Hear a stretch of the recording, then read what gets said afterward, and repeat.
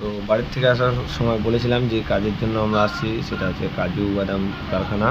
এই যে দেখতে পাচ্ছ এগুলো বস্তাগুলো, এখানে বয়েল করানো হয়, এটা বয়েল মেশিন। এখানে উপর থেকে মালটা ছাড়া হয়, তারপর বাইর করে বস্তায় ভরানো হয়। বস্তায় ভরার পর আমাদের কাজের ঘরে নিয়ে যাওয়া হয়। যে যার যেটা লাগে কাজ করতে পারে, কোনো অসুবিধা নেই। তো দেখো কীভাবে আমরা কাজ করি। হাতে একটা সাইকেলের স্পক, ওটা সুই বানানো হয়। তারপর দেখো এই বন্ধুটা খুব কাটে, স্পিড সবসময় থাকে, আনলিমিটেড। তারপর এখানে একটা ভাজটা আছে, এখানে একটা ভাই আছে। লাল গেঞ্জিটা হচ্ছে ভাই, আর কালো গেঞ্জিটা হচ্ছে ভাজটা হবে। দেখতে পাচ্ছ কীরকম করে আমরা কাজু বাদাম কাটি। কাটার পর বাছাই করা হয়, বাছাই করে ট্রাইকে জমা করে ওজন দিব। ওজনটা উঠাইলাম না, নেক্সট টাইমে দেখাই দেবো কীভাবে আমরা ওজন করি। এখানে আমরা বেশি নাই লোকজন, অল্প লোকজনে কাজ করি।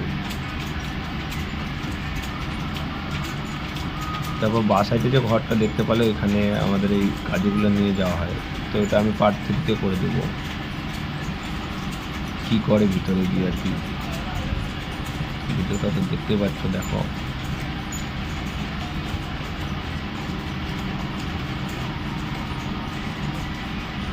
কাটার পর কি করা হয়।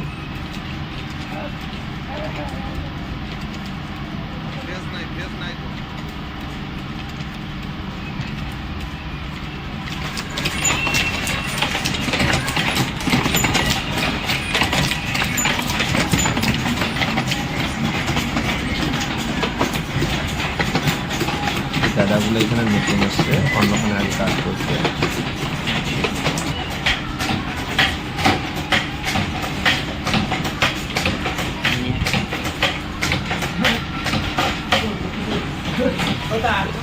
এগুলো আমাদেরকে কিলো সিস্টেম দেয়, কিলো কাটলে বাছিয়ে নিতে হবে। বাছার পর 29 টাকা ওজন দেওয়ার পর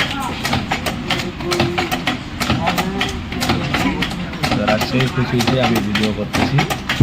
তারপর এখান থেকে আমরা এখন কীভাবে খোসাগুলো দেখো, যে এখানে ফালাচ্ছে দেখাইলাম ভিডিওটাতে।